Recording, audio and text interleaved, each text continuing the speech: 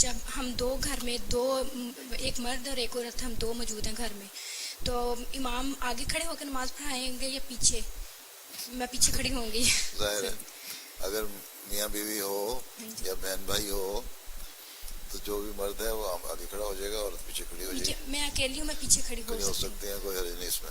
ہوں. میرا دوسرا سوال یہ امام ہے کے کہ پیچھے کھڑے ہوتے ہیں. ہاں لیکن بعض حالات میں ساتھ بھی ہو جاتے ہیں. مثلا حضرت مسیح علیہ الصلوۃ والسلام بعض دفعہ یہ ہوتا تھا کہ طبیعت خراب ہوتی تھی تو گھر میں نماز پڑھتے تھے، تو حضرت اماں جان کو عموماً تو یہ تھا کہ پیچھے کھڑے ہوتے تھے، لیکن بعض دفعہ ساتھ بھی کھڑا کر لیتے تھے، اور یہ کہہ کے کہ مجھے اس وقت چکر آ رہے ہیں، ہو سکتا ہے میں نماز پڑھاتے ہوئے مجھے چکر آئے، میں گر نہ جاؤں، تو سہارے کی ضرورت ہے، اس لیے تم ساتھ بھی کھڑے ہو جاؤ.